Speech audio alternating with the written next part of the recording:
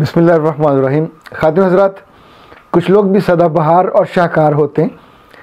जब तक ज़िंदा रहते हैं तब लोगों के दिलों में रहते हैं और जब चले जाते हैं तब भी लोगों को याद रहते हैं। शेख सादी शिराज़ी भी एक ऐसे ही शानदार इंसान थे। ये 1184 में पैदा हुए, शिराज़ में पैदा हुए। अच्छा, इनका नाम शेख सादी शिराज़ी नहीं था, इनका नाम शरफ़ुद्दीन था और इनके वालिद का नाम मुस्लिहुद्दीन था। तो ये शरफ़ुद्दीन मुस्लिहुद्दीन कहलाए। पढ़ने का इनको शौक़ था, बहुत शौक़ से पढ़ा। अपने उस अहद के मदारस में पढ़ा। पढ़ते पढ़ते जब थोड़े बड़े हो रहे थे तो उस अहद का जो बादशाह था या जो हुक्मरान था उसका नाम साद बिन ज़ंगी था। इनको वो बहुत अच्छा लगा और उसने इनके अखराजात भी बर्दाश्त किए, इनको पढ़ाने में भी शौक़ का इजहार किया। तो ये जो सादी है ये बेसिकली साद से उन्होंने जोड़ा और उससे अपने नाम का हिस्सा बनाया। शेख सादी ने जब कुरान पाक हिफ्ज़ कर लिया और अपनी तालीम मुकम्मल कर ली तो फिर हज के लिए गए। वहाँ से फिर ये मुख्तलिफ़ ममालिक की सैर पे चले गए, सियाहत पे गए, फ़लस्तीन गए, मिस्र गए, मुख्तलिफ़ मुल्कों में।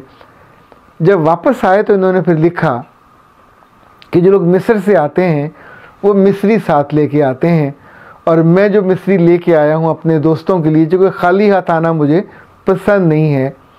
और उस तोहफ़े का मैंने 10 बाब बनाए, यानी वो जो किताब इन्होंने लिखी जिसको उन्होंने कहा वो मिस्री जैसी मीठी है और शहद जैसी तासीर रखती है, उसके उन्होंने 10 बाब बनाए और हर बाब का अलग अलग नाम रखा।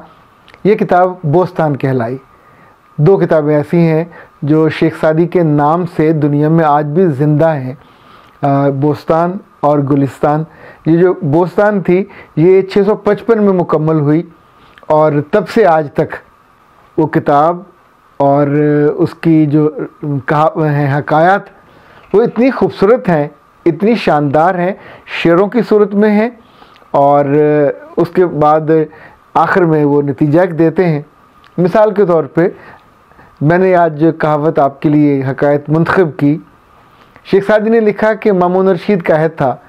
मामून रशीद ने एक बहुत ही खूबसूरत बांदी ख़रीदी जिसका बदन चांद जैसा था, जिसकी जो अब्रू थे ऐसे थे जैसे तीर कमान हो और जो शहद से धुली हुई और इतनी मीठी और हूर जैसी वो खातून लगती थी।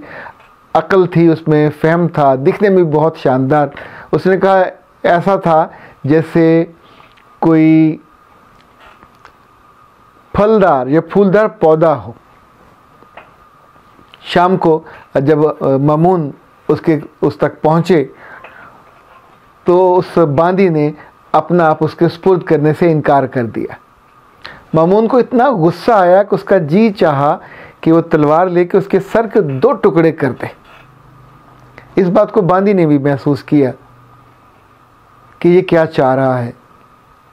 मामून ने उससे कहा कि मेरी किस बात ने तुमको नाराज़ किया और मेरी किस आदत से तुम मुझसे दूर हुई।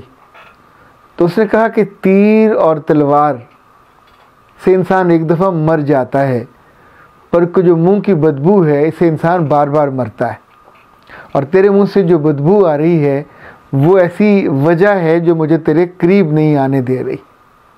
उस मौके पे मामून को जो गुस्सा था वो चाहता तो उसकी वो ग़ुलाम थी, बांदी थी, उसे कत्ल कर देता, लेकिन वो उठा, उसने जाके अपना मुंह धोया, उसमें उसको खुशबूदार बनाया। जब वापस आया तो शेख सादी लिखते हैं कि अब उसका जो मुंह था वो गुंचा था, खिला हुआ और खुशबू से भरा हुआ। फिर उसके वो करीब आया और अगला जो जुमला इस पूरे वाक़े से शेख सादी ने अख़ज़ किया है वो बहुत खूबसूरत है।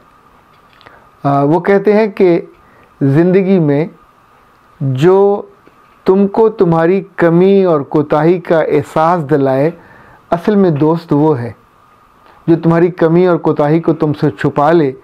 तुम्हें वो बात जगह जगह शर्मसार करेगी उसकी कोताही की वजह से। सो हकीकी दोस्त मामून ने उस बांदी को अपना दोस्त और रफ़ीक बनाया और उसे कहा कि तू मेरे लिए जन्नत की हूरों से बढ़ के है, चूँकि तूने मेरी एक गलती, एक कोताही और एक कमी को मुझ तक बताया और मुझे अपना वजूद मुकम्मल करने का और अपने आप को एक उम्दा और बेहतर इंसान बनाने का मौका दिया। आपको जब जब मौका कभी मिले तो शेख सादी की, क्योंकि पहले जब हम छोटे थे तो मुमकिन ही नहीं था कि बोस्तान और गुलिस्तान को पढ़े बिना कोई बड़ा भी हो सके। फ़ारसी जो जानने वाले मुल्क हैं, इलाके हैं, वहाँ आज भी शेख सादी को पढ़ना इतना ही लाजिम है जैसे सांस लेना। उसको पढ़े बिना इंसान बड़ा होने का तसव्वुर भी नहीं किया जा सकता। शेख सादी अक़ल, दानिश, इल्म, फ़हम, उसकी सारी बातें अपनी हकायात के ज़रिए पहुँचाते हैं।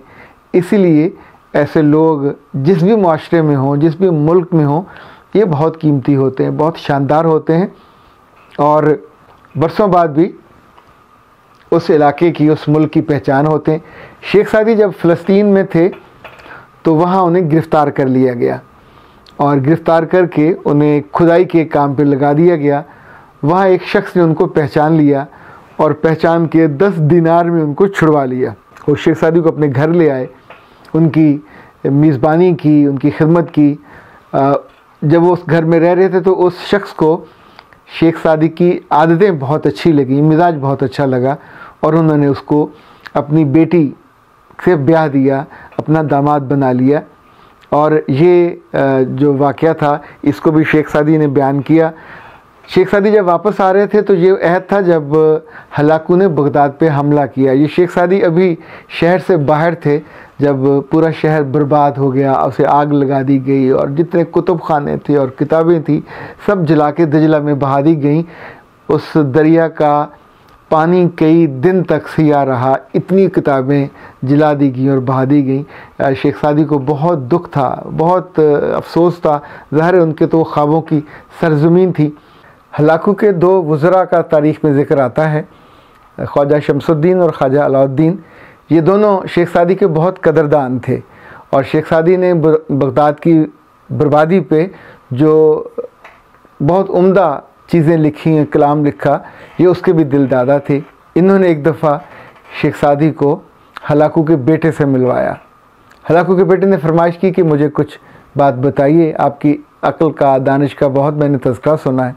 तो शेख ने जब पढ़ना शुरू किया तो लिखा कि कुछ देर के बाद हलाकू के बेटे ने ज़ारो कतार रोना शुरू किया। उन बातों में इतना असर और इतनी तासीर थी कि बाद में उसने, बेटे ने इस्लाम के बारे में पूरी मालूमात ली, इल्म हासिल किया और मुसलमान हुआ। ये जो अभी आपको मैंने आज हकायत सुनाई थी, इसके आखिर में शेख सादी क्या खूबसूरत बात कहते हैं कि एक दुआ फरोश ने ये कहा कि कड़वी दुआ पी, यही तुम्हारे मर्ज़ की इलाज है और उसको दूर करेगी।